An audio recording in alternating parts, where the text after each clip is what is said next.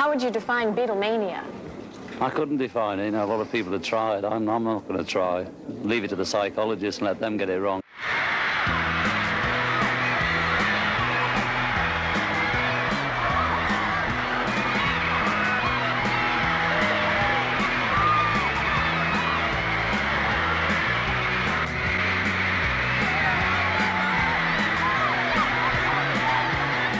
The question here. Don't worry, Decatur. Cut that crap out. Cut that Crap out. Hey, Murray! Is that a question? Yeah. Dan Davis says you guys are nothing but a bunch of British Elvis Presleys. He must be blind. It's not true. It's not true.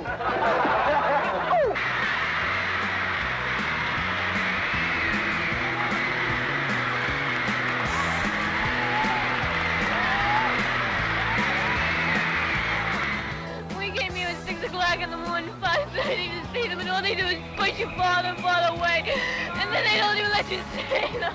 Have you ever been in physical danger from your fans? Well, occasionally, yes. Only when there's been a big mob, you know, a really big one. I got every Beatle record at home. Every Beatle record. We didn't get to see it. What kind of police protection here?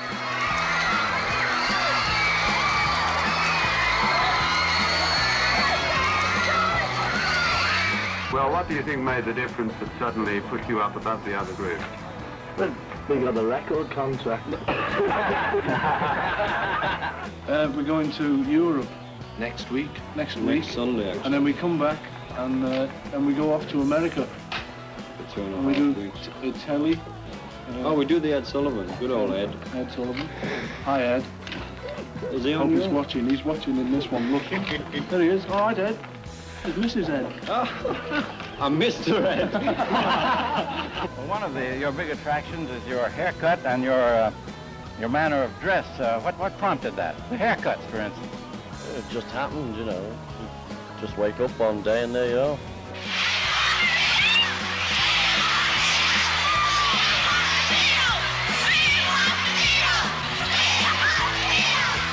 The Beatles. The Beatles? No, he couldn't catch on. Here, Byrne, is the tea ready yet? Yes!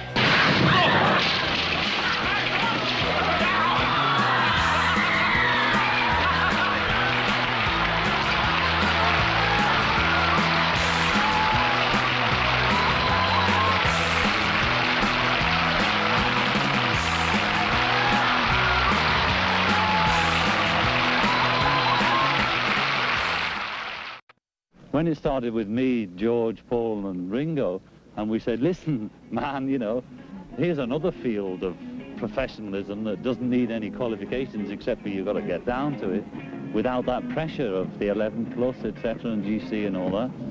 And we all discovered that the values didn't mean a thing, you know, and you could make it without college and education and all those things, you know. It's nice to be able to read and write, but apart from that, I never learned anything worth a damn. First of all, we have to start with this. Apparently, the fellas have a lot on the ball. They have a magnetism. So you take their talent, and they write their own music, by the way. Nearly every song they've recorded is a song that they wrote themselves. Then they have an unusual appearance, and you got a lot of it's the haircut. It's done a lot for them. And the tremendous amount of promotion that they've had. Well, of course, now everybody's on the Beatle bandwagon, so it's mushroom. Actually, I understand that the British word for beatnik is beetle. Instead of calling a beatnik, as we do over here, a beatnik, they call beatniks Beatles. Or Beatles. The very word beat has to do with the name of their group. John thought of the name Beatles, and he'll tell you about it now. It means Beatles, doesn't it? You know, that's just a name. You know, like shoe. It means shoe. The shoes. You see, we could have been called the shoes for all you know. The Beatles. In one meteoric year, they've led the way from the cellars of Liverpool to the national limelight. George Harrison, lead guitar. John Lennon, rhythm guitar.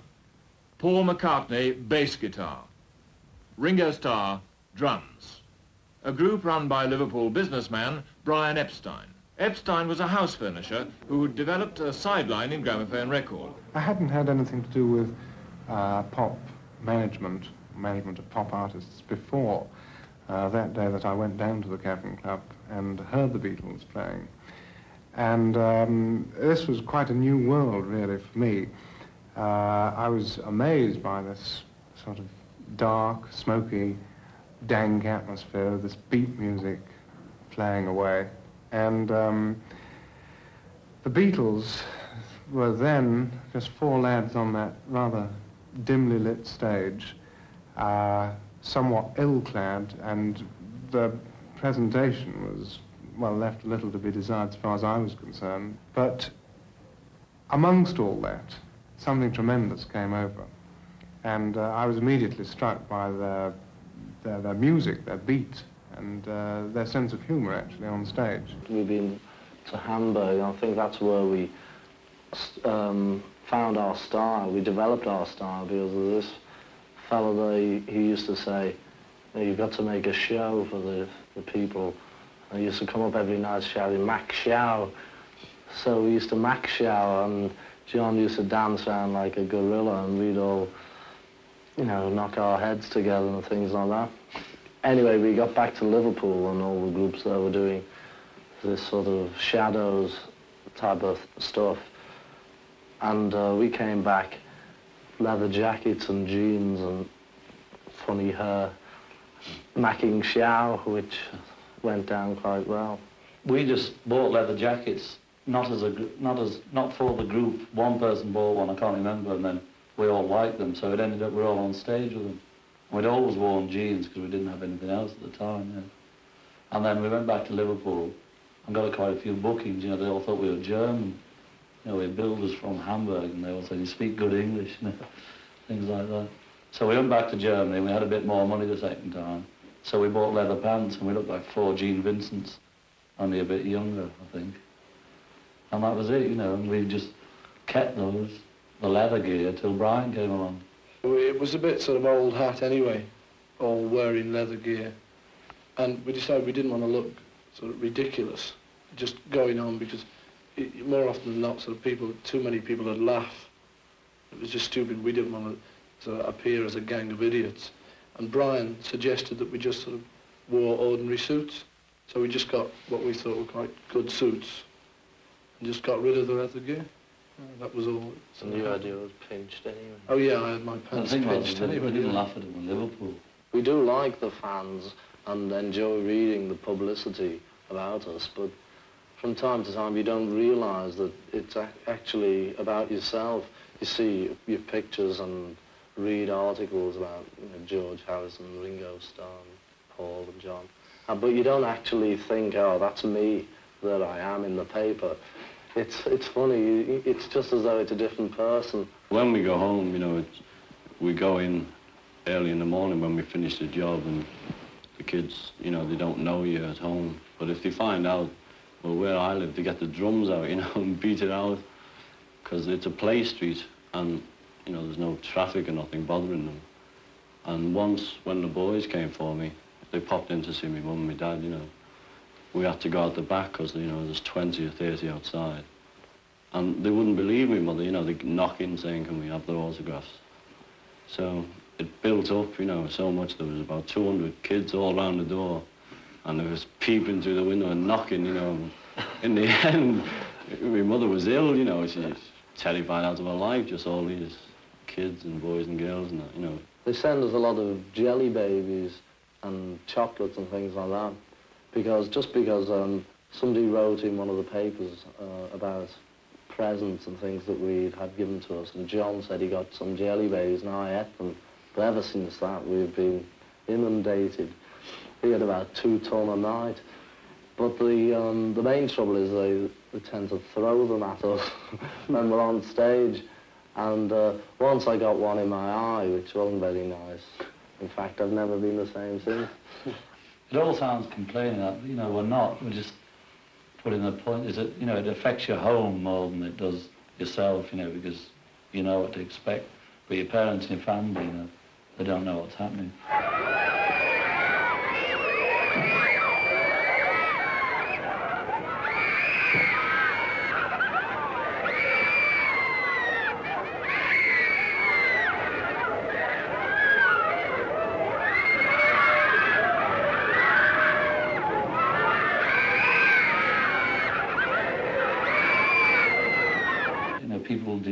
demand that you think, how long are you going to last? Well, you can't say, you know. You can be big-headed and say, yeah, we're going to last 10 years. But as soon as you've said that, you think, you know, we're lucky if we last 3 months, you know. Well, obviously, we can't keep playing the same sort of music until we're about 40, because when we're sort of old men playing From Me to You, nobody's going to want to know at all about that sort of thing. So, you know, we've thought about it, and probably the thing that John and I will do will be write songs, as we have been doing, as a sort of sideline now. We'll probably develop that a bit more. I hope to have enough money to go into a business of my own by the time we do flop. And, I mean, we don't know, it may be next week, it may be 2 or 3 years, but I think we'll be in the business, either up there or down there, for at least another 4 years. I've always fancied having a lady's hairdresser, selling, you know, a string of them, in fact, and trot round in my stripes and my tails, you know. Like a cup of tea, madam? Looking forward to this American trip. Have you had any reaction over there? You got any fan clubs going? Is there Well, there's one supposed to be started, and they're getting quite good response, you know. 12,000 letters a day. But the Beatle movement's going over there. Yeah, I must 50 tell cents. you, by the way, that Detroit University have got to stamp out the Beatle movement. No. Yeah, we've heard about You've heard about that? Detroit. They think your haircuts are un-American. Well, it was very observant of them, because we aren't American. The Beatles were on their way to America. Goodbye to George Harrison for a few days, and to John Lennon here with his pretty wife Cynthia.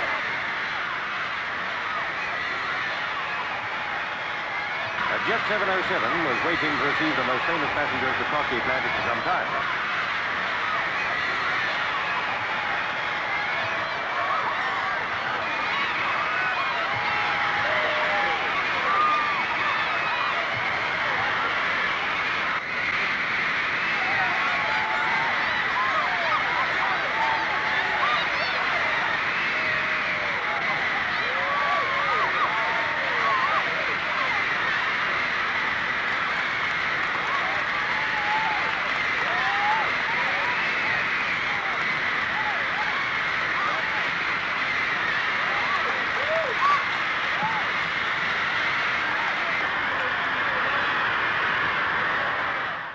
Any doubts about the Beatles' reception in America were dispelled the moment they touched down.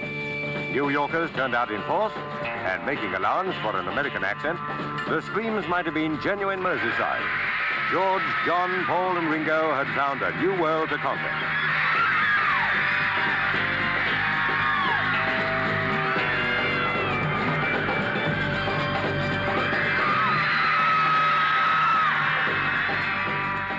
Some press conference. For half an hour, there was so much din you couldn't tell a word.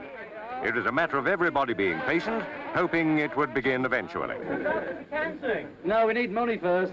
How much money do you expect to take out of this country? Nothing. Half a crown, $10. Sorry, I knowing whether they can tell us what they think they have. How many are bald if you have to wear those things?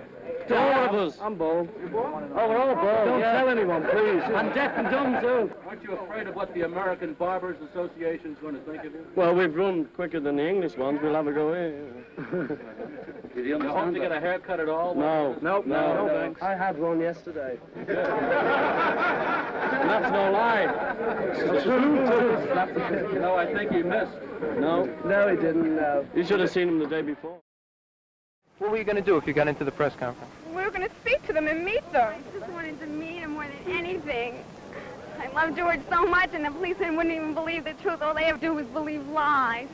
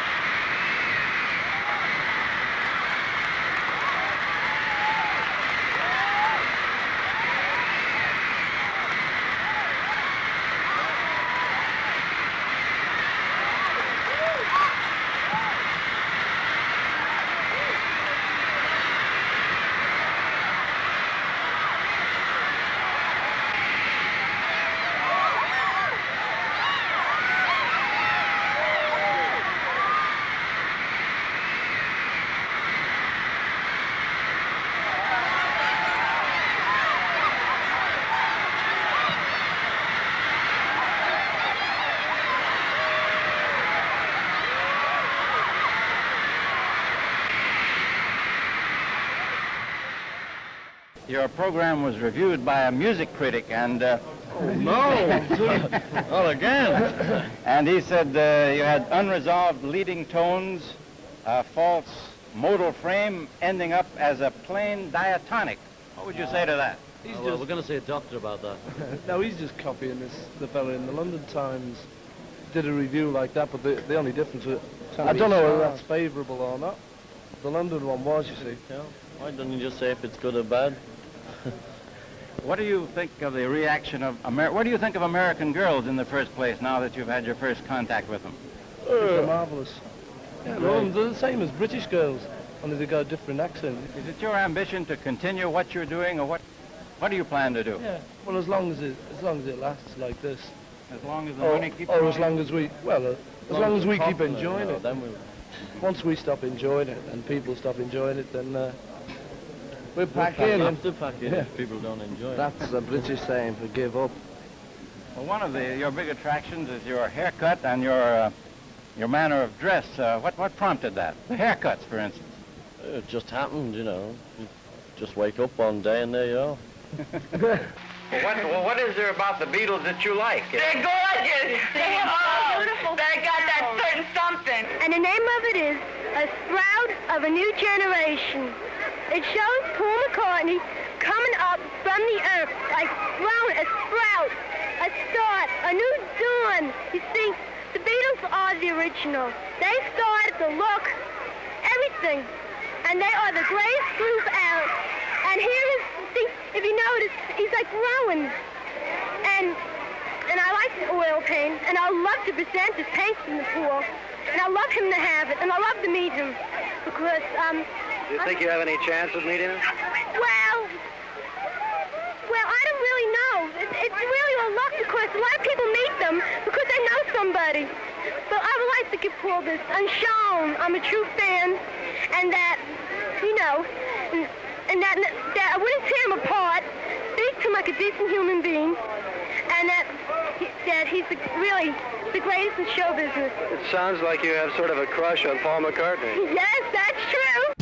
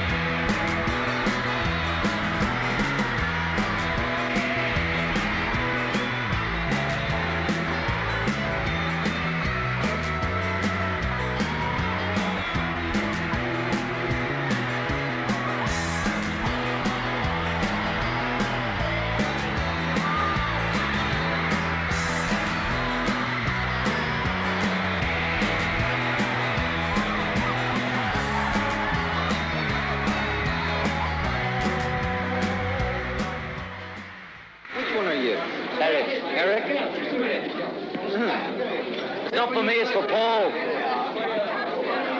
I'm doing Eric, here is the American public. I'm John. You're John. It's only a joke.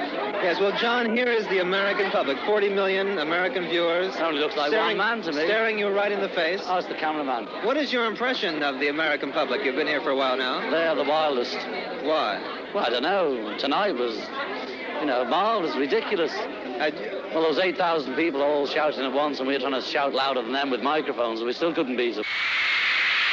Was America something like what you thought it would be like? No, nothing like it. We thought it'd be much quieter. We thought we'd have to grow on everybody, and everybody seems to sort of know us all, you know, as if we've been here for years. It's great. Oh, it's the real thing, because the hotel manager of the Whittier Hotel and the Muhlenbach Hotel signs an affidavit certifying that this is the Beatle bedding they slept on, and who slept on what sheet and belongs to who, Ringo, George, or Paul. Now, when you get these things cut up into 1 square inches apiece, what are you going to do with them? Sell them.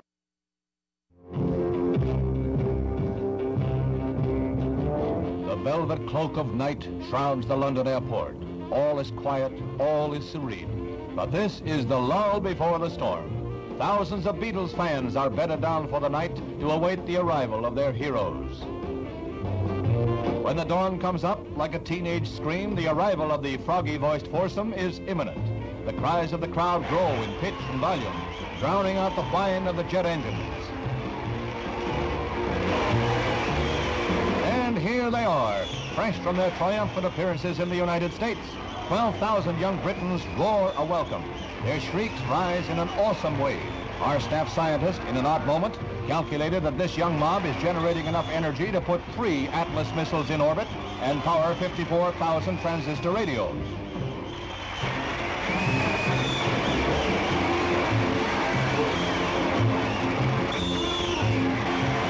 Some of the fences hold, others do not. A minor miracle is mounted by the fact that there are no injuries spread among the near hysterical crowd. This truly is a social document for our time.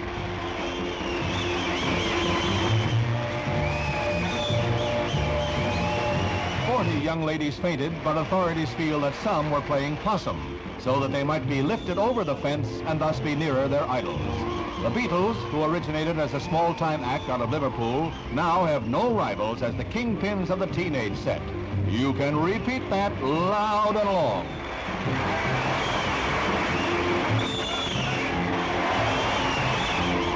Some brave volunteers among the British police elect to act with heroism above and beyond the call of duty and escort the Beatles to their car. There hasn't been this much excitement at the London airport since man learned to fly.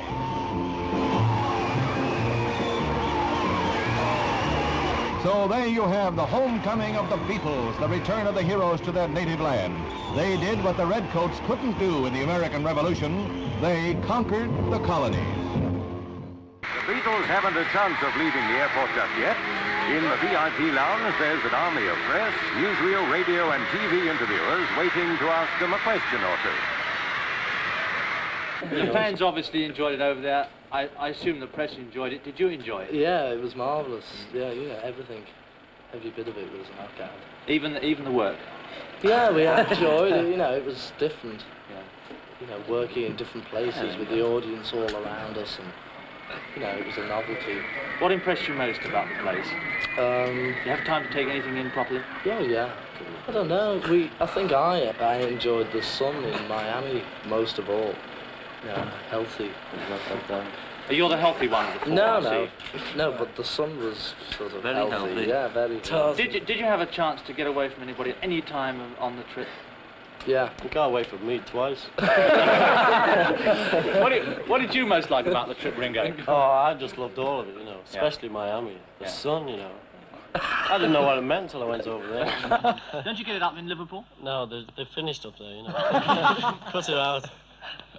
Did you ever have a chance, John, to just get away on your own without anybody recognising you? We borrowed a couple of millionaires' houses, Well, we did. You could afford to buy a couple of millionaires' houses, couldn't you? Yeah, we'd sooner borrow them, it's cheaper. And we did a bit of water skiing. Well, sort of, anyway. Yeah, we had a great time. Did your wife enjoy it over there? Yeah, she loved it. Who? Shh, don't tell him he's married, it's a secret. Oh, I'm sorry. I'm sorry about that. I didn't mean that. What about the taste of the fans over there? Did you find the same stuff? You never been.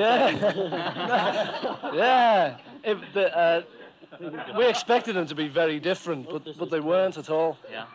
The accent was the only thing, it was the only difference. Lovely. Did they reckon you sang in an English accent or American? No, some fella said, "How come because you're from Britain and you still sing an American accent or something?"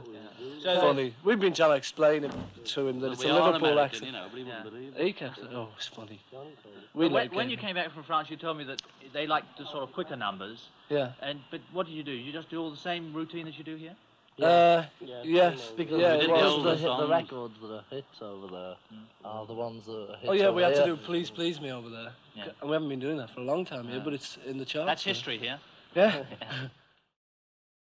What about the Beatles styles, all these wigs and suits and things? Are they catching on over there? Yeah, they're selling 15 million a day.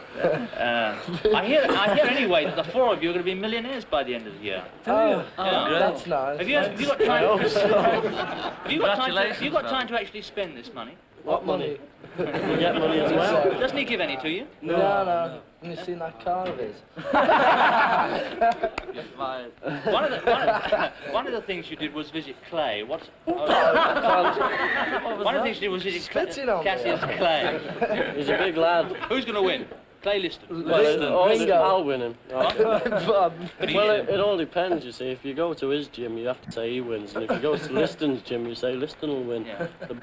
What about, is there any intention for you to go back to America or, in fact, join the brain drain in a big guitar drain and stay there? Well, We'd like to go back. You know. But we wouldn't stay there. We love England. Here they come, and it's up to our police to show how wonderful they themselves are by getting the Beatles into their car, each all in one piece.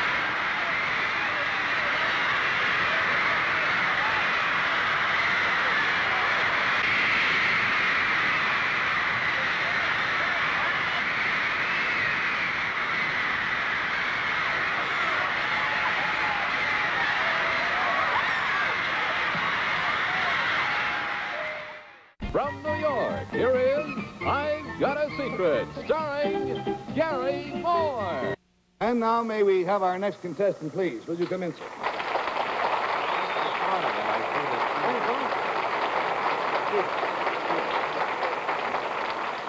Will you tell our panel, please, what your name is and where you are from? I'm Pete Best, and I'm from West Derby in Lancashire. Peter Best, and he is from West Derby, Lancashire, England. Now, Peter, if you'll whisper your secret to me, we'll show it at the same time to our audience at home. And here we go. You mean you came all the way from England just to tell us that? Oh, boy.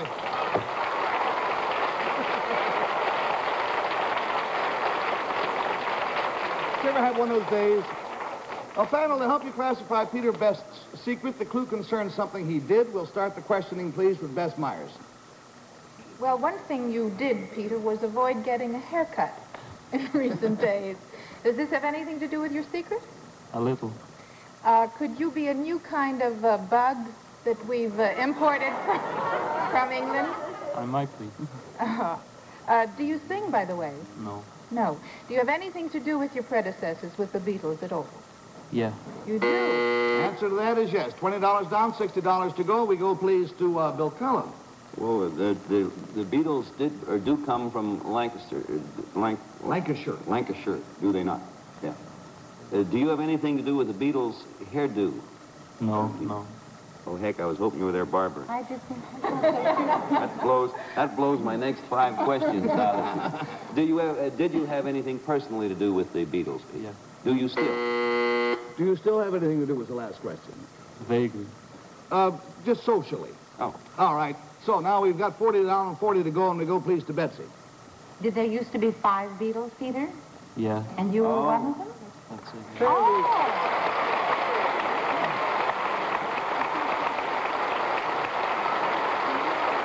Peter Best came all the way from England to tell us that 2 years ago he made a big career move. He left his job, which is not in itself unusual, except for one little thing. The job he had was as the drummer. Oh, my, Ringo. He was Ringo's predecessor in the Beatles. And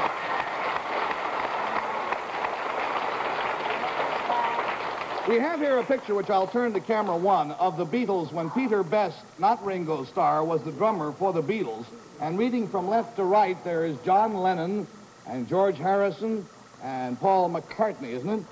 And our own Peter Best. You see him there, but he hasn't changed a bit. See? Now, Peter, how did the famous Beatle haircut get started? Well, that started when John and Paul went to France for a holiday. Mm-hmm. And they met an old friend of theirs there from Hamburg, and he had his hair in the so-called Beatle fashion. And they took a liking to it, so out came the scissors. And one night, they came back, and... They just had the haircut. It was more or less of a party accident then. Really? How long were you with the Beatles? I was with them 2.5 years. That was before they had the hairdos, yeah, right? Yeah, that was it. Now I'm going to say the word, and I'm sure it's on everyone's lips. Why did you leave the Beatles? Well, at that time, I thought I'd like to start a group of my own. Yes. And I thought that at that time also that they weren't going to go as big as what they are now. He figured this was an act with no future, and so he might as well pull out and start an act of his own. So, well, don't worry, no one's perfect. I understand that there are many groups in England who pattern themselves after the Beatles. How many groups are there currently in England? About 1,500. 1,500. Boy, it must be a noisy country nowadays, huh? All right, Peter, now you have your own group. What do they call, and how do they differ from the Beatles? Well, they're called the All-Stars. The All-Stars? And we play our music a little heavier beat and a little faster. I see. Sing a little, you know, close harmony. Sure. Well, now, I know that you're happy having your own group, but do you ever have any regrets about having left this $1 million outfit? Put it this way, it only hurts when I cry. It only hurts when it only hurts when I laugh. You make me want to hold your hand. Well, you're a good sport. You came all the way over here to tell us that story. Goes back to England tomorrow. Peter Best, thank you very much for coming all the way from England. Good luck with the All-Stars. Schiphol, Holland's national airport, has seen a few VIPs in its time, but only kings, queens, heads of state, small stuff like that. This time it's the real thing, the Beatles. Jimmy Nichols, standing in for drummer Ringo Starr, who's sick at home, must be wondering what's hit him. Don't worry, he'll get used to it.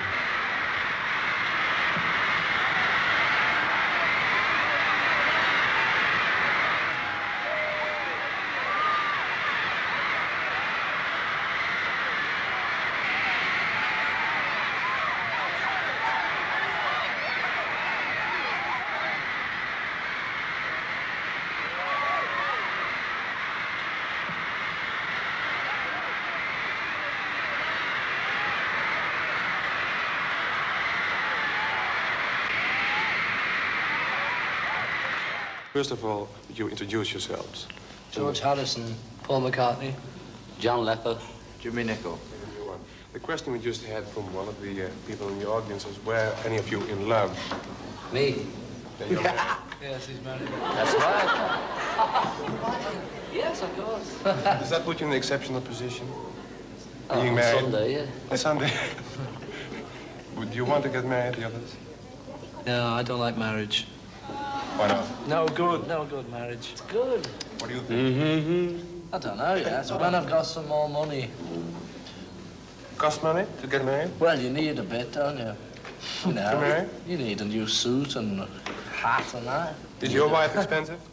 Quite. Yes. How much did she cost when you bought her? She was about £50 in Nairobi. But she was second hand, wasn't she? Was she second hand? How dare you?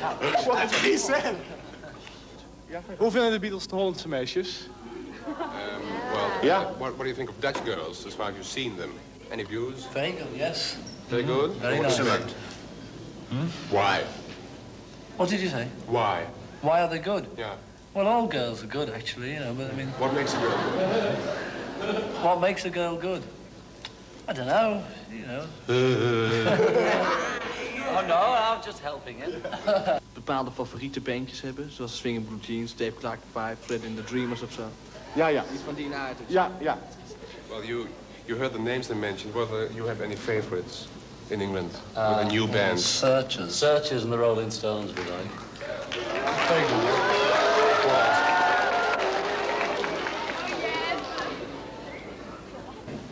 You're on, Jimmy. Whether you find it difficult to take over the role of Ringo? No, not really. No. As far as Ringo, I can never make up for what Ringo is, you know. How long have you been doing this? Until next Thursday. Next Thursday. Yes. So you're sort of understudy? Yes, I am. You think it's a great break? Oh, yes. Excellent. Treating you good? Marvelous. I'm translating the questions. Ja, my own questions. dat moet je wel, Berend. Whether you think that the hysterical public is necessary for your act? Not necessary, but it helps, you know, it gives a good atmosphere. We all love it. Do you think it is hysterical? Because... Some is. No, but it's nice when there's a lot of noise going on. It's like a football match. You know, when there's a lot of noise going on, it's good. It's a good feeling. Goal. Well, yeah. Why is it always the girls? The more girls are interested. In Paris. Well, that's because we're fellas, you know. If it was all boys, there'd be something funny. Berend, daar kan ik namelijk niet bij komen met de microfoon, maar die wilde graag weten... I think I more or less asked is whether you will go along with any change in taste No. Well, you never know because we have. Well, we gone along with yeah. We don't notice that ourselves, but people always say that we've changed a bit. But we can't notice it, so we probably will change a little. But, we wouldn't play trad. We wouldn't do anything drastic like you say with a big band or anything like that because we don't enjoy that kind of music. You just do this kind of music because you enjoy it. Because we like it. Well, that's that's the main reason. If we didn't, we'd give up tomorrow. What a day it was at Adelaide Airport. Arriving to meet the citizens were John Lennon, 2 other Beatle regulars, and Jimmy Nicol. Paul McCartney was on the beat as usual. Jimmy, of course, was deputising for Ringo Starr, who had been too ill to travel at the same time, but was coming along later. Who selected the name the Beatles, and how did you derive this particular name with BEA instead of Beatlemania? Got the name Beatles in a ages ago, when we needed a name and everybody was thinking of a name and he thought of Beatles. Why the BEA instead of the BE? Well, actually, Well, if they left it with BEE, it was hard enough getting people to understand why it was BEA, never mind. Paul, what do you expect to find here in Australia? Australians. Do you have any acknowledged leader of the group? No, not really. We heard you stood on the balcony outside, is that right? Pardon? We heard you stood on your head on the balcony outside. No, we don't have to get some room. You didn't stand here. Yeah? How do the tickets go in Hong Kong? Did you get full houses there? I think so. Yeah. No, a few 5 quid seats. Yeah, 5 quid less. Yeah, they were a bit hot, weren't they? I would heard it. I would I'd see me in for 5 quid. No, I wouldn't. I wouldn't say anything. You for 2 bob. John, has the Mersey beat changed since you've been playing it? Oh, we still keep on saying there's no such thing as Mersey. It's something the press made up, Well, what do you play the same way now as you did? Just rock and roll, just so happens we write most of it. Has Buddy Holly influenced your music at all, John? He did in the early days, obviously, But, no, well, not obviously, but he was one of the greats, So did James Thurber, though, didn't he? Oh, yeah, but he doesn't sing so well. Have you been practising up your Australian accent? No, Carl, not at all. We can't get it, You think you'll be writing any songs with Australian themes? No, we never write themes about anything, Just write the same rubbish all the time. You play the kind of music you want to play, or the kind of music you think people want to hear? No, we've been playing this kind of music for about 5 or 6 years or something like that. It's just rock and roll, It just happens we write it. Well, what do you think made the difference that suddenly put you up above the other groups? Well, we got a record contract. Speaking of records, what record do you all agree on, generally, as your best recording? Not the best seller, but as the best recording musically. I mean, our favourite. Well, we always like the one we just made, don't we? So it belongs to old Sally for me. This is your latest one? I like. Well, it's quite new, I like. It's not even the same. Sorry. I like You Can't Do That. What do you like, Jimmy? What about you, Jim? You haven't seen anything? Yeah, How do you feel, Jimmy, being in with the Beatles? Pardon? How do you feel being in with the Beatles, a newcomer, standing in for Ringo? It's a good experience, man. How is Ringo? He's much better. He joins them on Sunday. What do you do then? I go back to London and they're fixing up a band for me and I do some television. And he's away? You're progressing pretty well with your Beatle haircut. Yeah, well, I've been growing it for about 3 months. So. How long does it take to get a magnificent mane like this? I don't know, I can't remember being without it. Do you ever go to the bar then, John? No, I haven't had my haircut since the film. The woman on the film cut it good, but I don't trust anybody else. This is the film Beatlemania, is it? No, it's not called that. That's another story. It's Hard Day's Night, it's called. Are you satisfied with the finished product? Well, it's as good as anybody that makes a film who can't act,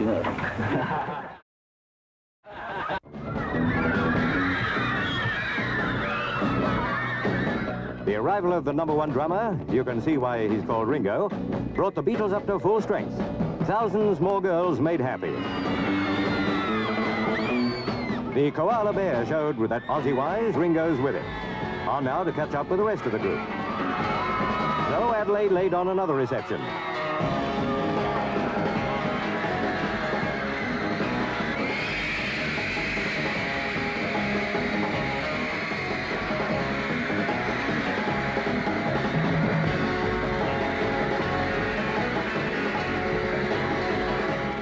At the hotel, they had to come onto the balcony. These intercontinental Mersey beat missiles have hit Australia for a pop 6.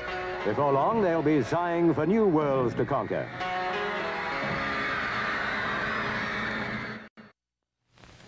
Beatles. The Beatles? No, he couldn't catch on. Here, Byrne, is the tea ready yet? Yes!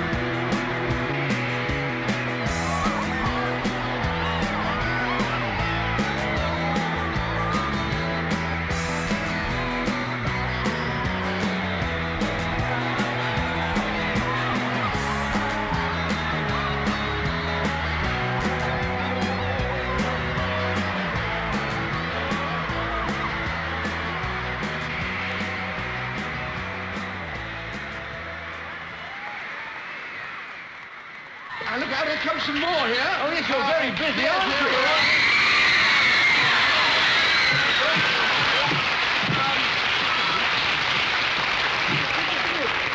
All of me props, it is there, me props. Have you read this? Yes, I saw the film. Well, that's all right. That's all right. And that's all right. Hello. And that's all right. Look, excuse me, Yeah. one moment. You haven't searched these cases. It's all, I know what's in them. What's inside them? Money!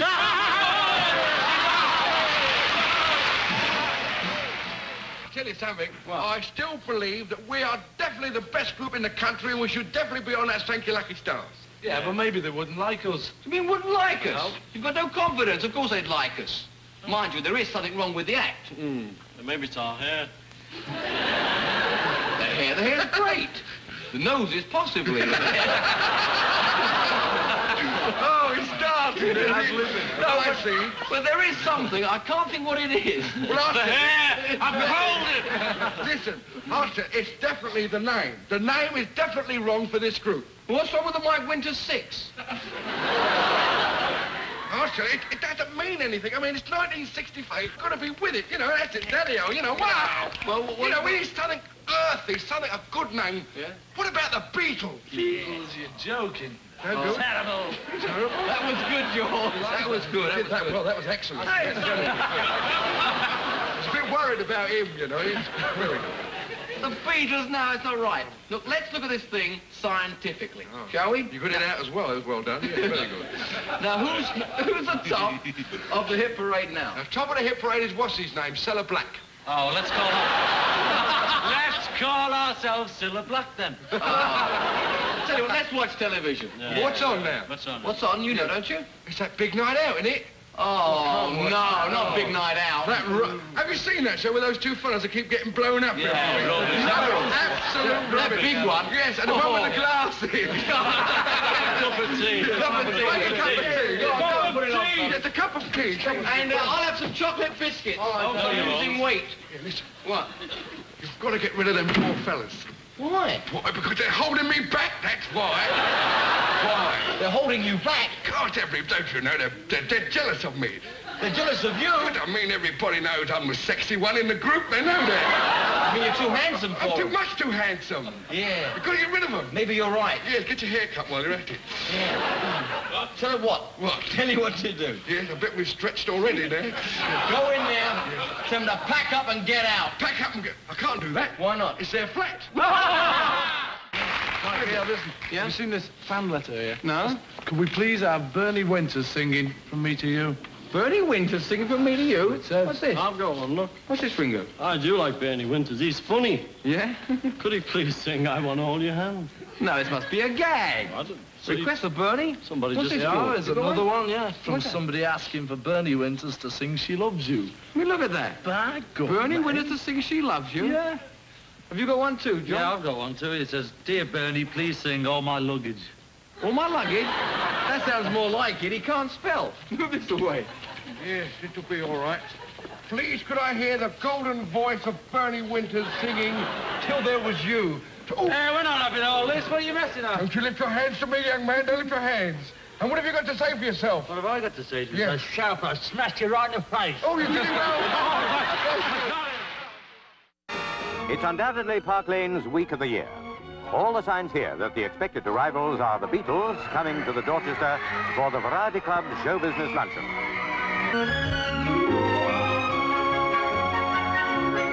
George and Paul, and of course Ringo and John, were safe at last. Variety Club ties, the status symbol in show business.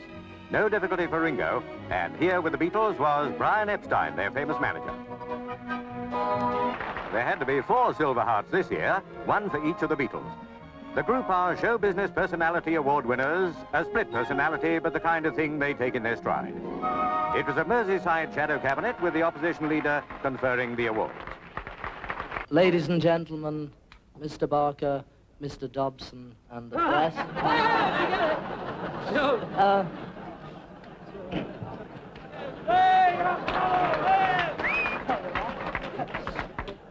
Just like to say it's very nice indeed to get, especially to get 1 each, because we usually have a bit of trouble cutting them in 4. I'd just like to say thank you very much. It's a great honor. Now, Paul. Same goes for me. Thank you very much for giving us this Silver Heart. But I still think you should have given one to good old Mr. Wilson. Ringo. Anyone who knows us know I'm the one that never speaks, so I'd just like to say thanks a lot. I'd just like to say the same as the others. Thanks for the Purple Hearts. Silver! Oh, yeah. Sorry about that, I won't. We'd like to sincerely thank you all, and we've got to go now because the fella on the film wants us, and he says it's costing him a fortune. Thank you. Thanks a lot. Awards of this sort are sometimes open to dispute. But in 1964, would anybody, anywhere, challenge the right of the Beatles? Welcome to a young author from Liverpool. In fact, you are the first author from Liverpool I've ever seen. Great. But your first book sold in 350,000 copies and came out this year. Is that right? That's right. That's right. And tell me, you brought 3 of your friends. Could you please introduce Yes, them? there's George Parasol, Ringo Stone, and Paul Machamley. And did they have anything to do with your book? Did they help you or did they hinder you in any way? No, they typed it out for me. That's right. I mean, they can spell and you... Oh, they spell very greatly. That's nice. By the way, I read a review about it in Times Literary Supplement, and then I read the book. And then I wonder, are you influenced by Thurber or James Joyce? None of them. None James of them? Stewart. No. James Stewart? James Stewart and Betty Grable. Yeah. Well, anyhow, I'm quite sure that our Swedish viewers would like to hear you read one of your poems. Right. Good. Good dog, Nigel. Yeah? Half he goes a merry sight, our little hairy friend. Half upon the lamppost bright. It's all like that. Half in round the bend. Look. This one's better. Is that better? Look. Ja, vad John Lennon säger och vad hans kompisar säger, det må de som kan Liverpoolska ha glädje av.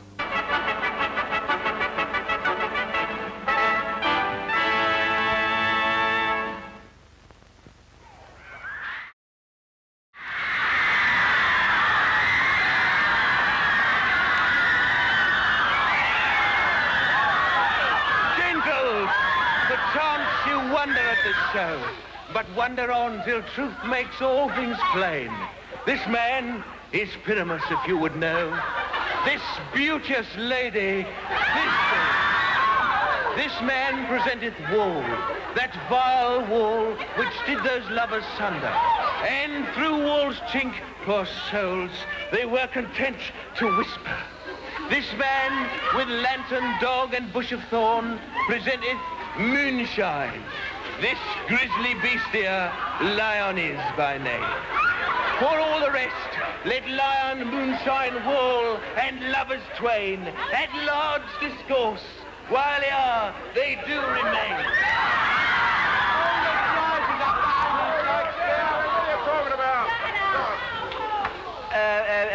In the same interlude just before, that I, one snout by name, present a wall, and such a wall is, as I would have you think, that had in it a granite hole or cheek, through which the lovers, Pyramus and Thisbe, did whisper often very secretly. Go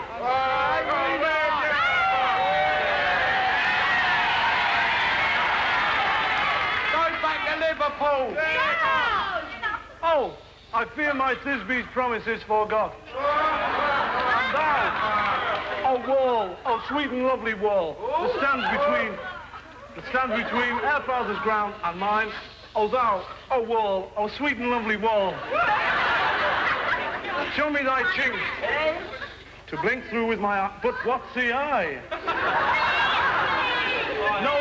No Thisbe do I see. Oh wicked wall, cursed be.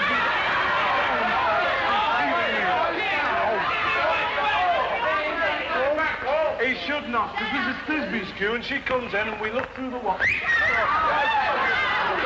Oh, wall, full often hast thou heard my moan.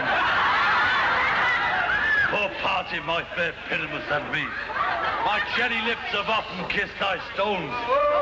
I see a voice. Now will I to the chink. Smile like my Thisbe's face. Up to the chink, then. Come along. Here we go. There is a bee. There is the bee. Ah! My love, my love. Thou art my love, I Darby! Wilt thou have Ninny's tune? Beat me straight away. Ninny's tune? Is that still old pride? Oh, jolly good.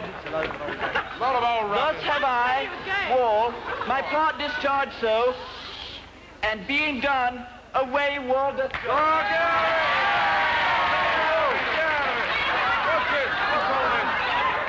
Come on, puss. Come on, puss, puss. You ladies, you who fear the smallest monstrous mouse that walks the floor, may now perchance both quake and tremble here, when lion rough in wildest rage doth roar. Arr. Feed that lion.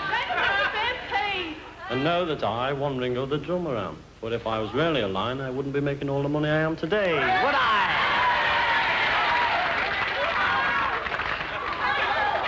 This lantern doth the honoured moon present. Come here, come here. This lantern doth the honoured moon present. I, the man in the moon that seem to be. Who? Look, you. All I have to say is to tell you that this lantern is the moon, you see. I'm the man in the moon. This thorn bush here is my thorn bush, and this doggy-woggy here is my dog. And if you don't wrap up, we'll give you a kick in the eye. So this is old Ninny's tomb. Thank you.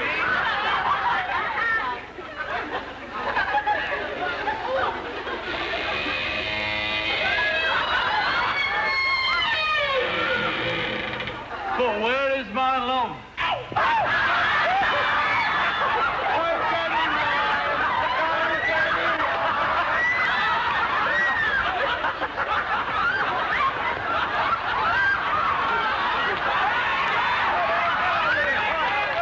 Sweet moon, I thank thee for thy sunny beams. Remember, before when...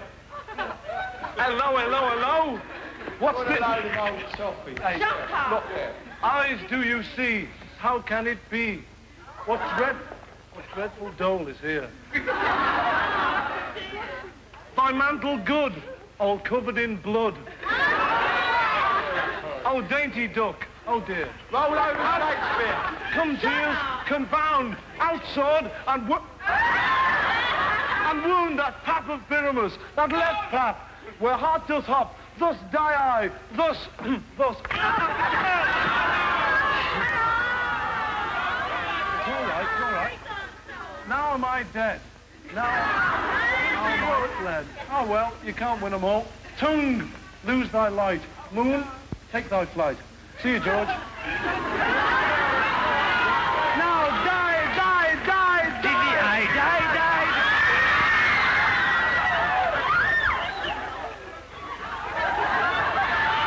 Asleep, my love? Die, die, die, die. What, dead, my dove? Pinimus, arise. Oh, speak, speak. Quite dumb. Dead, a tomb must cover thy sweet eyes, those lily lips. This cherry nose.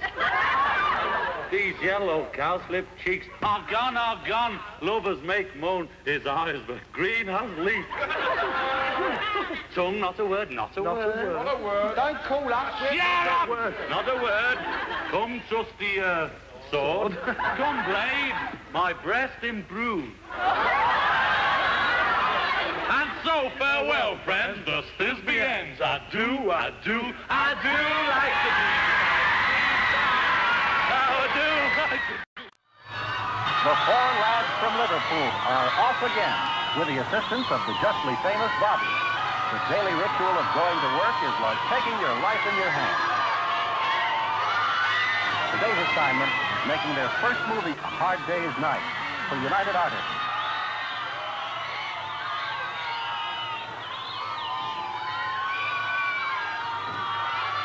Behind barriers set up by police the night before, the fans urge their heroes on with the ear-splitting howl that has become a Beatles trademark.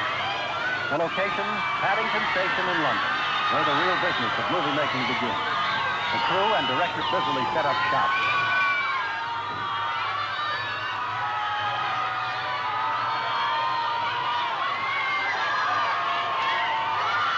Different spots around the station, production assistants select eager extras for the thrill of their lifetime. They're going to be in A Hard Day's Night and doing what comes most naturally, chasing John, George, Paul, and Ringo. This time for the cameras. Imagine getting paid for all that fun.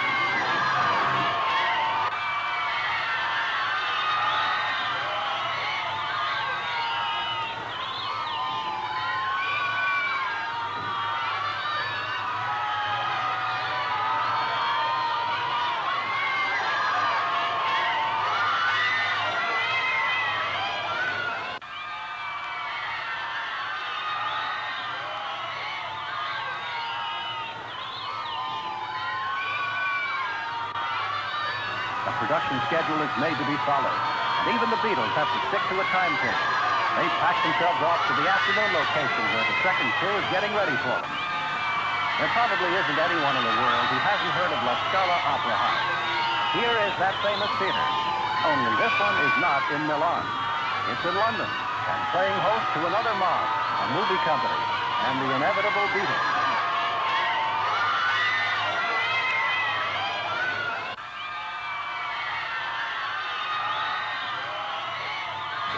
Somehow, the four whimsical wonders have been sneaked past the waiting crowds and enjoy a few moments of relative peace.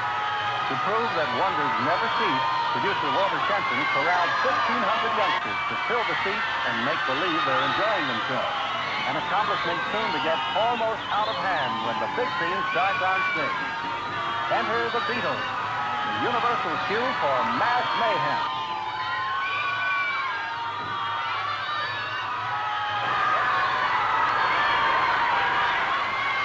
Several bars later, the Beatles' own version of A Hard Day's Night. It was only a matter of time before the Beatles made it. So came the summons to the palace. The news got round to the faithful that the world's #1 group were to be invested by Her Majesty with the most excellent order of the British Empire.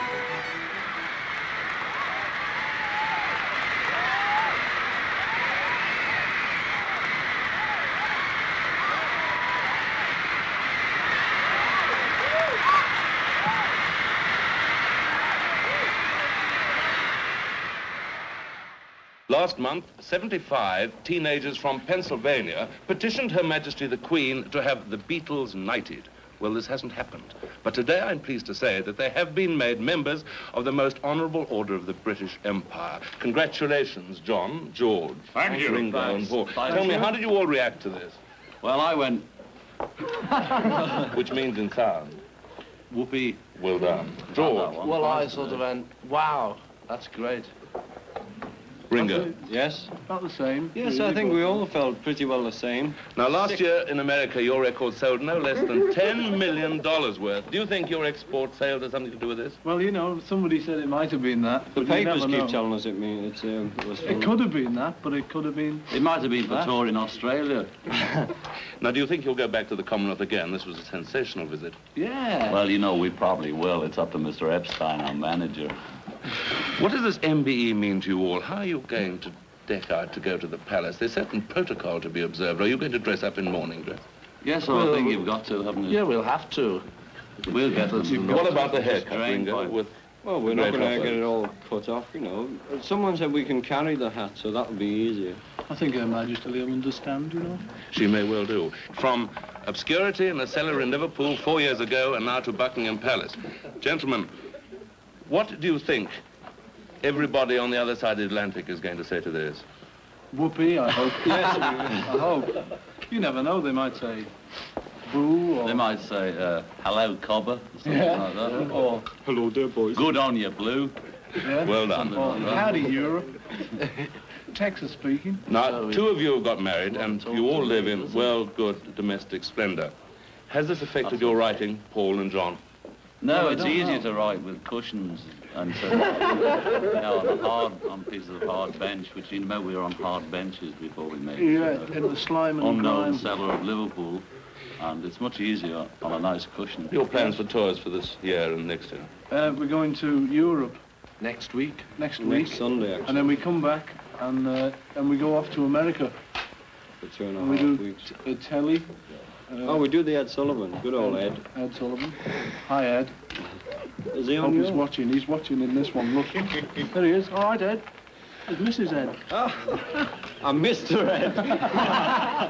Have you checked, gentlemen, whether you'll be able to wear your MBEs on any of these other foreign television programs?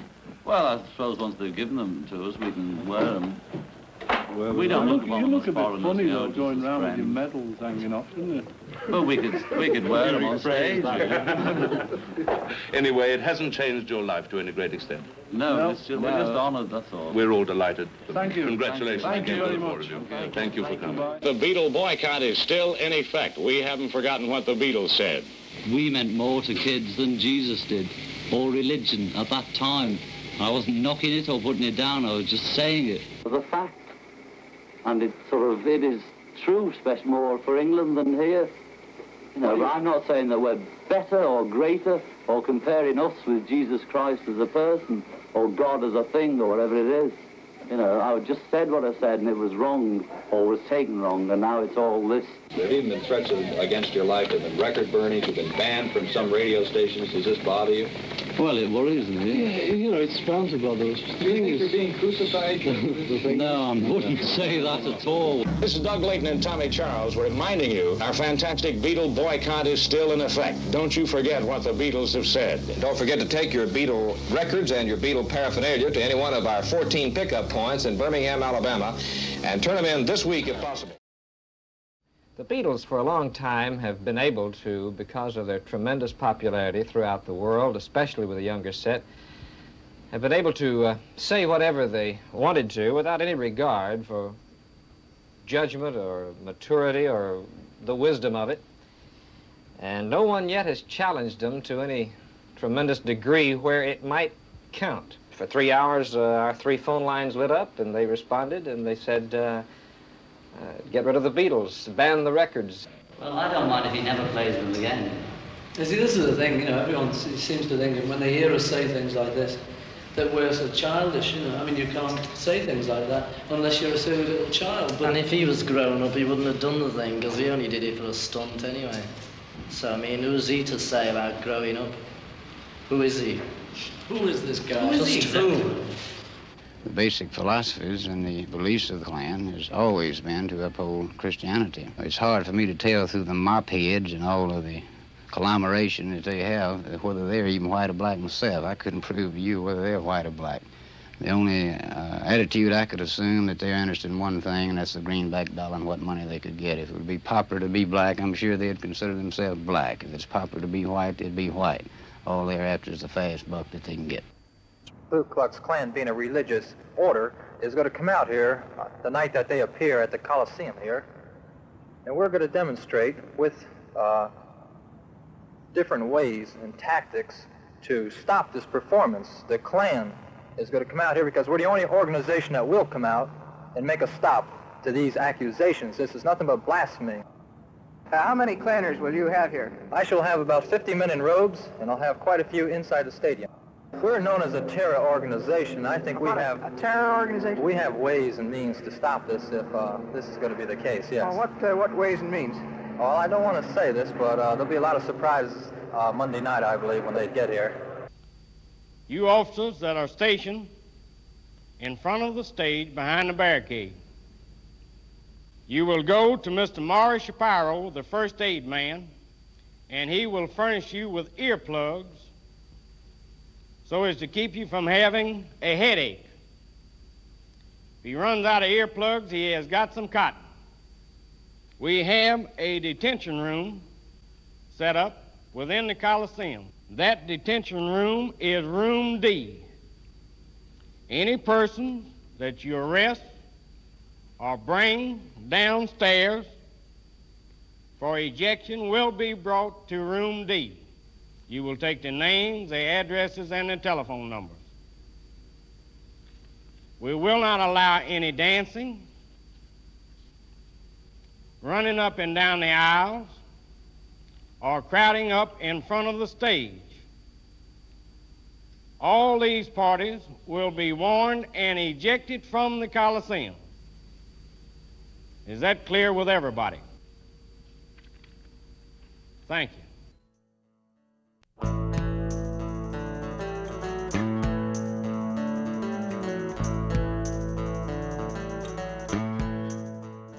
Is this your first trip south? No, we've been to Texas before. Where are you going when you leave here? I'm Cincinnati, that's it. Cincinnati, yeah. and then how long are you going to be in the States? About two more weeks. 2 more weeks? Yes. What did you have for lunch? Oh, I didn't eat much. I didn't eat much. Anyway, I must go, it's getting boiling. All right, thank you very much. Here, give it 2. The police lied. What did they lie about, honey? They told us they'd come down there where we could see them. And you came all the way out here? Now, do you have a ticket for the show tonight? Yes. Well, are you going to the afternoon or evening performance? The evening. And who do you say lied to you? The police did. What did they tell you, honey? They told us they'd come down there. And they wouldn't let you come down here? Is that anything to cry over? When you wait 2.5 years, it is. What do you like best about America? I don't know. Everything. Can't you tell us one thing? I like the American audience. What do you like best about America? I think it's the size and the pace of it, you know, it's so different to Britain. It knocks me out, you know. Thanks. Thanks a lot. Paul, and you? Yes? What did you want to do before you became a Beatle? Nothing. I didn't want to do anything else. Honest. And what do you like best about America? The music. American music. How does that differ from your music, English? Well, it's better, I think. You know, the kind of stuff we like the American colored groups and things. That's better. And also, it's on every minute of the day. You know, in England, it's only on, say, for a couple of hours. It's on all the time here. Thanks, Paul. John? Yes. You're in the way, Ruth. What did you want to do before you became a Beatle? Nothing, really. I just wanted to be rich, you see. Well, I wanted to be a Beatle, mainly. What do you define as a Beatle? That's what we are, you know. A group, singing and selling records. That's what I wanted to do.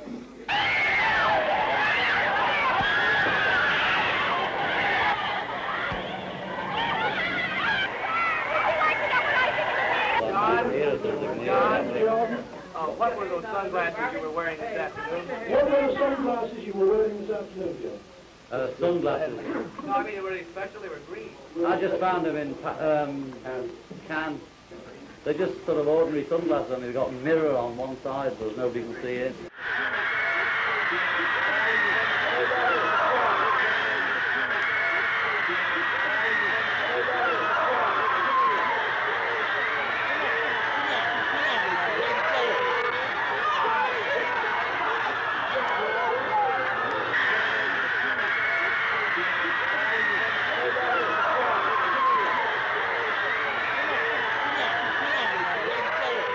Here's a letter someone has left for George Harrison. So these are the chairs they'll be sitting in, so we're going to be talking to the Beatles in just a few minutes. Now, the way we'd like to is concerned is those who do want to ask questions, will you please put up your hands and then we'll take them in order. They're enjoying their tour here in America this time. The Beatles enjoying their tour here in America. Very much, thank you. Hello. Yeah, that's great. Having a great time. Me too.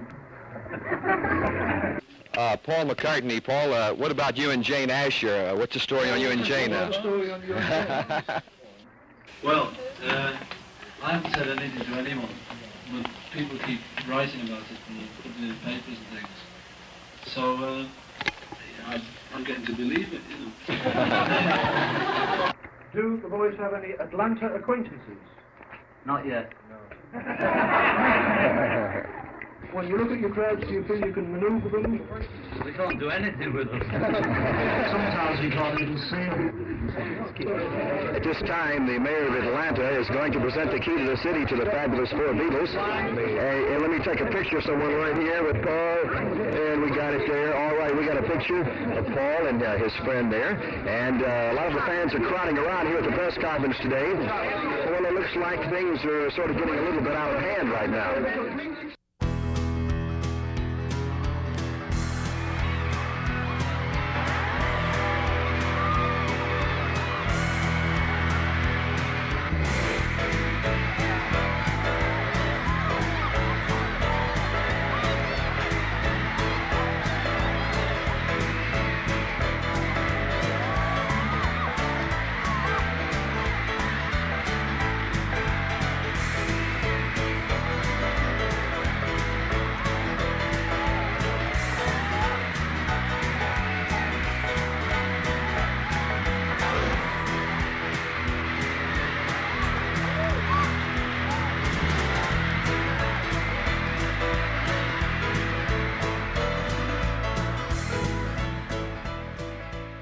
And how was Las Vegas? It was very nice, thanks. Was it? Very good.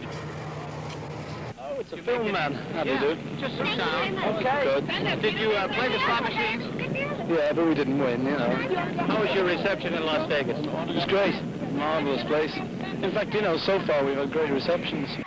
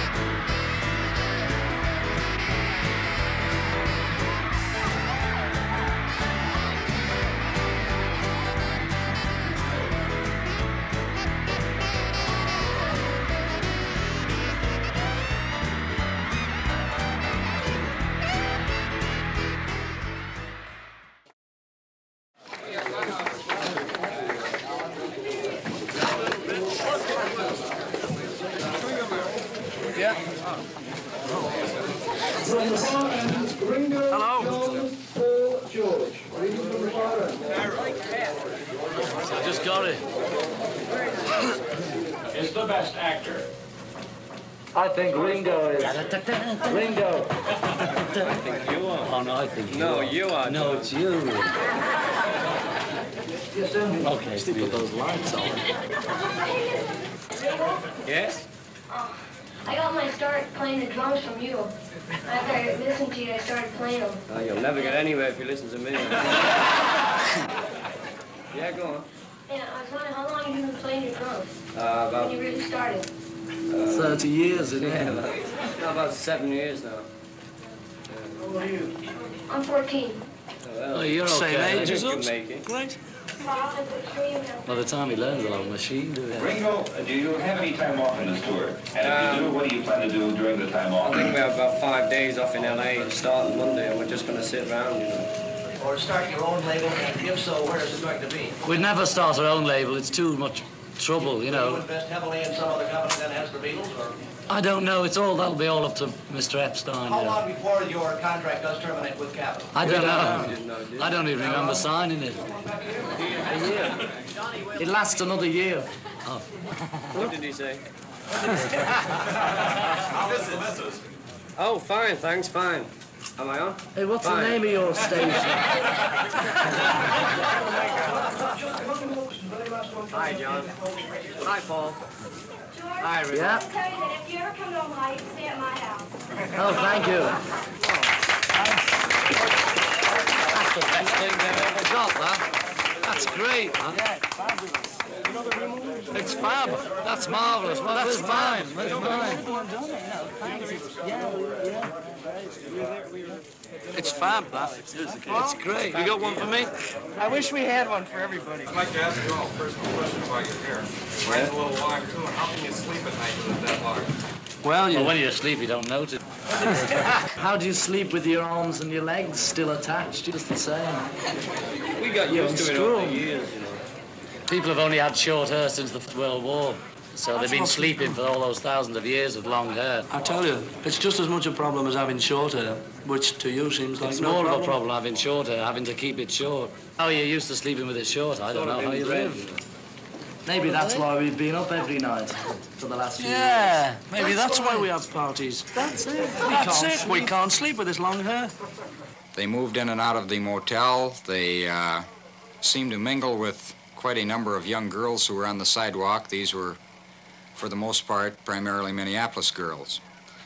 At midnight, we called the curfew. We told the kids that they were in violation of it, those under 18 years of age, and they would have to move on. It came to our attention at that time from a couple of the girls on the sidewalk that they had friends who they were waiting for that were within the motel. We then felt, of course, that the only place they would be is on the 5th floor of the motel where the Beatles were housed. We went to the 5th floor and we completely shook down the 5th floor, doing this with the aid of pass keys, knocking on doors and telling people that the curfew was now enforced and that they would have to have guests leave the hotel. What was their reaction to this enforcement? Some of the members of the troupe, Phil, became very indignant. They told us that Minneapolis was a very narrow-minded town, as were its police officials, and that other cities had been very tolerant to the parties that they had held in their rooms. One of their group with a British accent told me that they would never come back to Minneapolis, and I remarked to him that if they did not come, it would be too soon for me. Was this because of the enforcement? I believe so, Phil. They were very irate about that, and they could not understand why our bars closed at 1 o'clock, nor could they understand many other things. We had no trouble, Phil, with 3 of the Beatles, because they had, upon returning from the show at Met Stadium, had gone to the hotel, had had a lunch, and had gone right to bed. We did have trouble, however, with the report of a girl in one of their rooms, that of Paul McCartney. We did, however, get the manager of the Beatle troupe to announce himself at Mr. McCartney's room and tell him that the girl would have to leave the room or we would have to force entry into the room.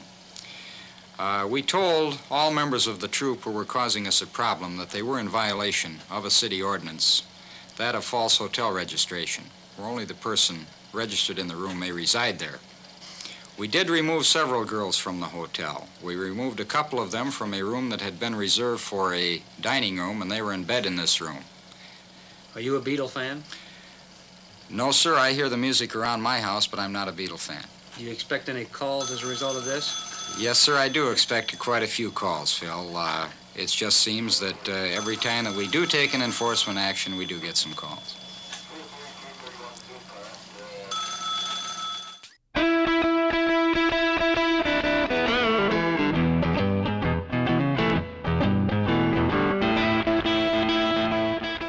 George, there's been some remarks accredited to the Beatles that you aren't too appreciative of all the jelly beans being thrown at you on your tour. No, it's a bit dangerous, you know, because jelly bean travelling about 50 miles an hour through the air, if it hits you in the eye, well, you're finished, you know, you're blind, aren't you? So we've never liked people throwing stuff like that. We don't mind them throwing streamers, but jelly beans are a bit dangerous.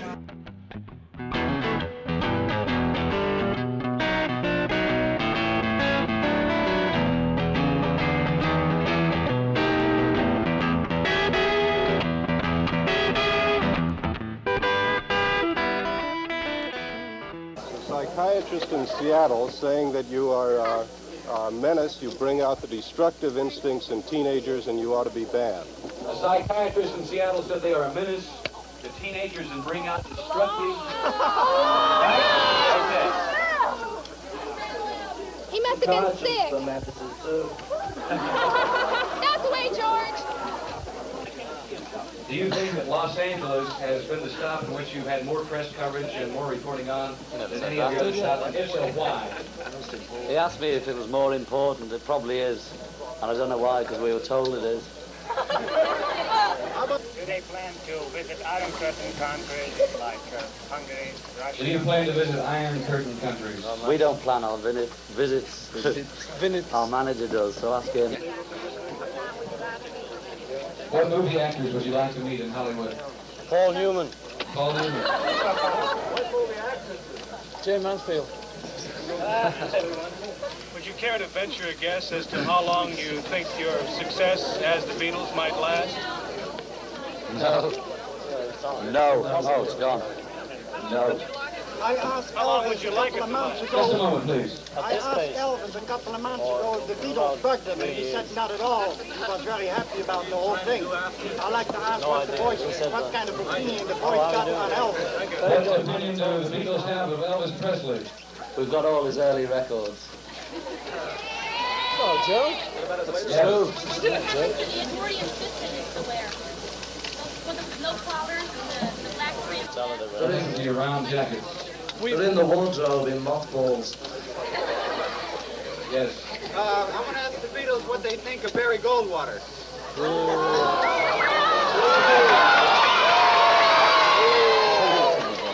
don't like him. What do you think of him, John? I don't like him. Well, you can't quote that. What kind of a musical background do you have? Do all of you have before you started out? 12 bar. Nothing, not really. Not really. No formal. You just started together and sort of blended in the group. Crap. Crap. Was it? C-R-A-P. You know, it's a dice game. A dice game. A dicey game.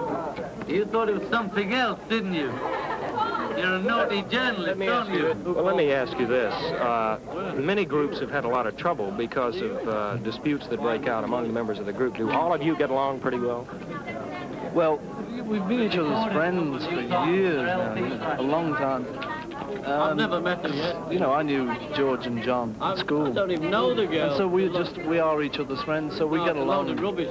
You get along as well pretty as well. best friends do, yeah, which is lucky. Yeah. It's good. And nothing.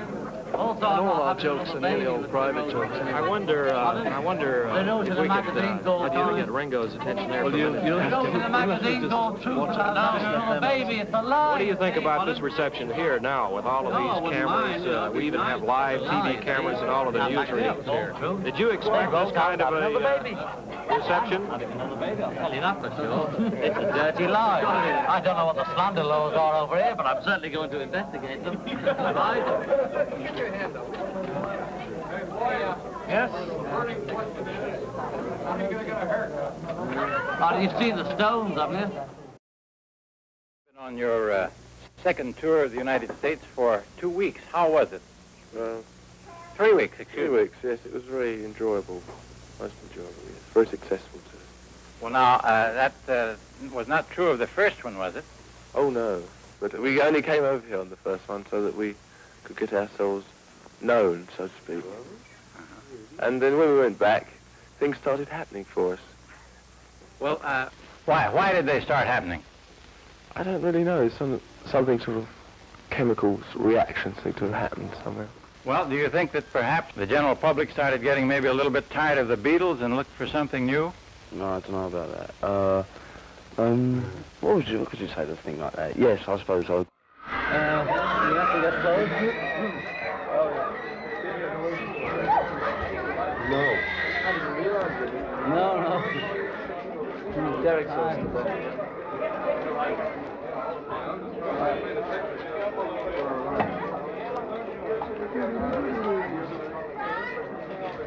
I don't know. Hollywood.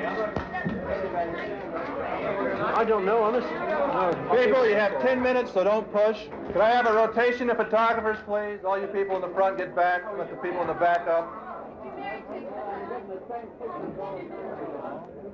Sir, it's time to rotate towards the back, please.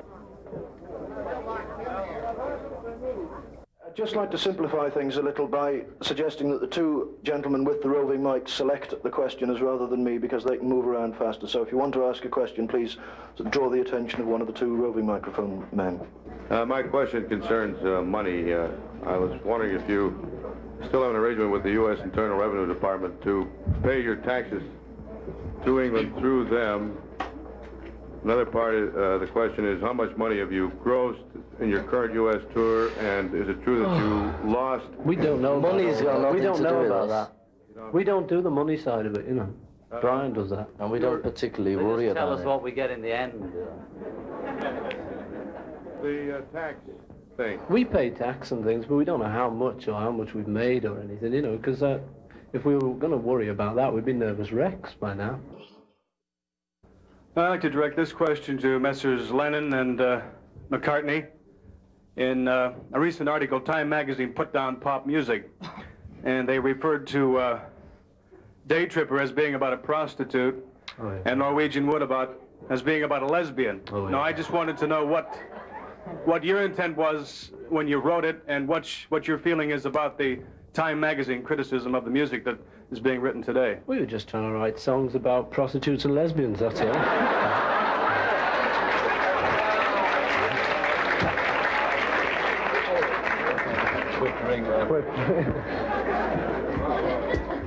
Do you have any plans? Cut.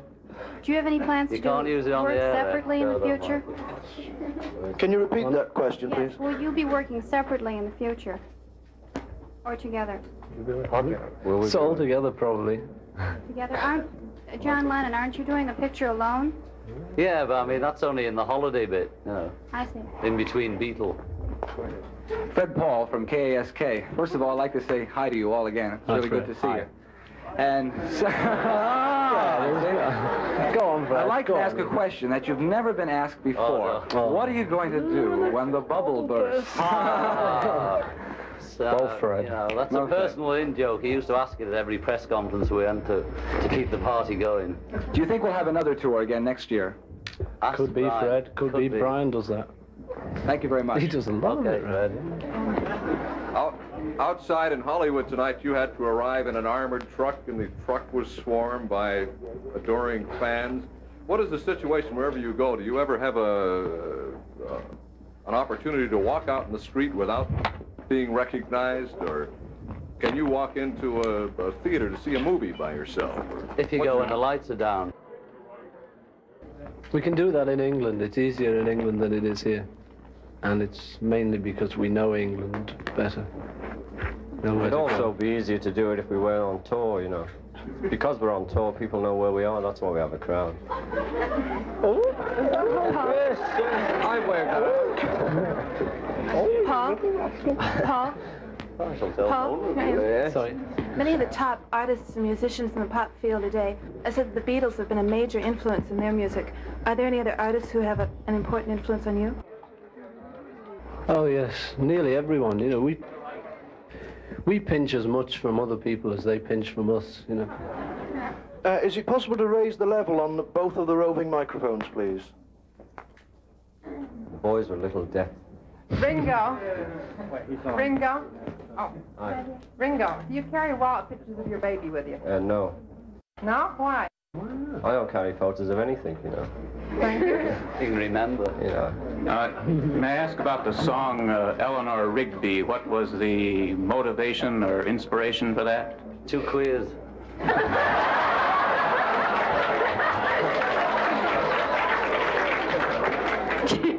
John, did you ever... 2 barrow boys. Oh, this is getting disgusting, this what? John, did you ever meet Cass of the Mamas and Papas? Yes, and she's great, and I'm seeing her tonight. Good. Yeah, she's good. Have you ever trained or used Beatle doubles as decoys? No. We tried to get Brian Epstein to do it. He wouldn't do it. Ringo, one question. How much did you contribute to What Goes On? And are you contributing to any other Lennon-McCartney compositions? About 5 words to What Goes On, and I haven't done a thing since. I'd like to address this to John and Paul. You write a lot of stuff that other people steal from you and also purchase from you in different arrangements, Ella Fitzgerald and a lot of these Boston Pops and stuff like that. When you listen to this on the radio or records and stuff, how do you feel about them using their pieces and changing them around to suit their styles? Depends how they do it, you know. The thing is, they don't steal it. No, I know that. Well, you just said they did. Well, sometimes. Okay. No, I mean, you know, once we've done a song and it's published, anyone can do it. So, you know, whether we like it or not depends on whether they've done it to our taste. You know, well, then let's ask it this way. Who do you think does it the best, the Beatles songs? Us. Who? Us. Oh. For those of us that have followed your career from the early days of Liverpool and Hamburg, and the pride in you being awarded the MBE, and the dismay at the unwarranted adverse publicity of late, the question is, individually, what has been your most memorable occasions, and what has been the most disappointing? Well, you know, there's so many. I think Manila was the most disappointing. Yeah. And the most exciting is yet to come. Gentlemen? Maybe the most disappointing. Gentlemen, there was quite a laugh when you went on the stock market with your stock. How is your stock doing? Fine, well, it went down, but it's coming up again. It's gone down. It's the same as any other stock, you know. It goes down every time, and the LPs drop out. They all think they're buying bits of records. All of you. Leonard Bernstein likes your music. How do you like Leonard Bernstein? Very good. He's, you know, great.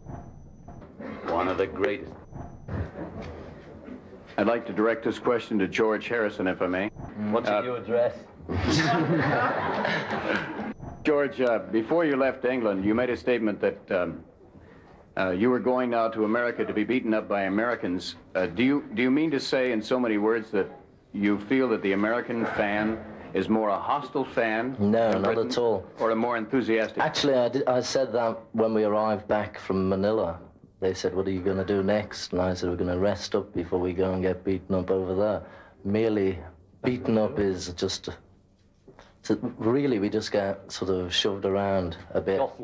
Jostled around in cars and planes. So, you know, that's all it is. Well, you think that's more an enthusiastic fan than a hostile fan, would you say? I think there's definitely more enthusiastic fans. But if anyone beat us up, it's not the fans, is it? Yeah, the fan thing, I think they proved it themselves, you know, after this. We found out that there are a lot of fans who are great. And all the ones we lost, I think, we don't really mind anyway. Because if they can't make up their minds, who needs them? Thank you. Yeah, I wanted to ask about the image scrimmage, and I'll direct this to anybody. How has your image changed since '63? Is it A little more, is it the same? An bright image and is how shiny? you see us, so, you know, you can only answer You're that. the only one that knows. Who's that? Oh. It's you. Oh, You. well. No, I want to get your opinion. Is it a little tarnished now? Is it more realistic, or what would you say it is? I know, I have my opinion, We haven't but... got any tags for our opinion. We can't tell you our image, you know. We can only... Our image is what we read in the newspapers, and that's the same as you read, you know. We know our real image, which is nothing like our image. Forget it. And what I meant to say was... I like take 2 bricks. Who is the young man with the lengthy haircut to your right rear? Right rear. It's good old Dave, isn't it? Where is he? Who is it? Dave from the Birds, a mate of ours. Your hoy mateys. Shy, Do you ever plan to record in the United States, and why haven't you yet? We tried, actually, but it was a financial matter. Bit of trouble over that one. No, we tried, but didn't come Internal up. politics. Hush, hush. Dice. Mr. Lennon, is it true you're planning to give up music for a career in the field of comparative religion? No. Is that another of the jokes going on? I'm sure you've all heard of the many Beatle burnings and Beatle bonfires. And I was wondering, do you think American girls are fickle?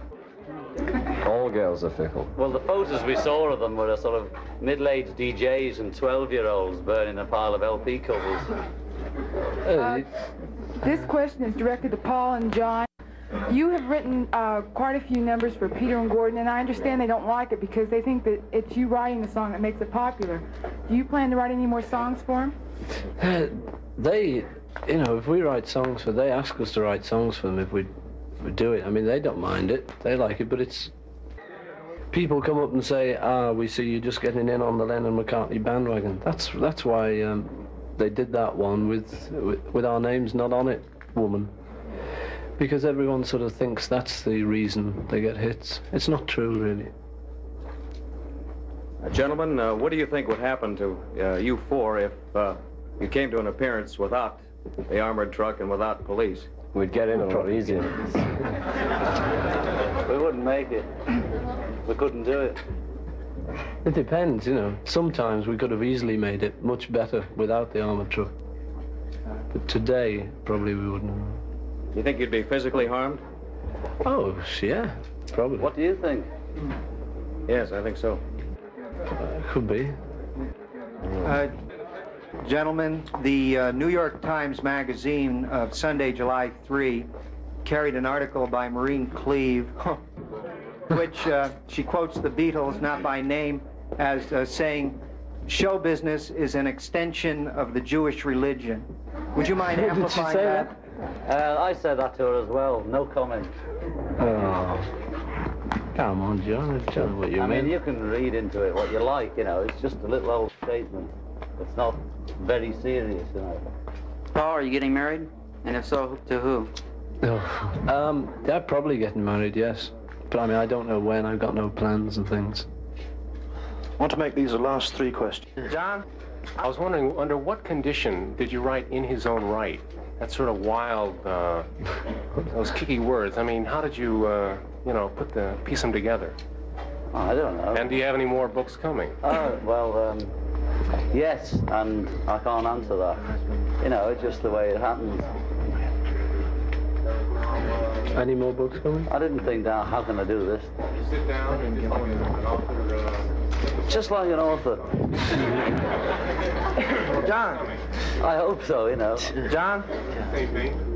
I don't know, it'll never be the same. I understand there's a suit pending against the Beatles by Peter Best, who claims to be a former member of the Beatles. Is that true? Was he once a former? I think he's had a few, but we don't bother with those. Is this the last question? This is. Are all of your news conferences like this? No. Well, that's not the last I'm talking about all of the reporters or would-be reporters or semi-reporters that show up. Are you besieged by these kind of people throughout the tours that you travel here in the United States? You can't always tell the would-be's from the real thing.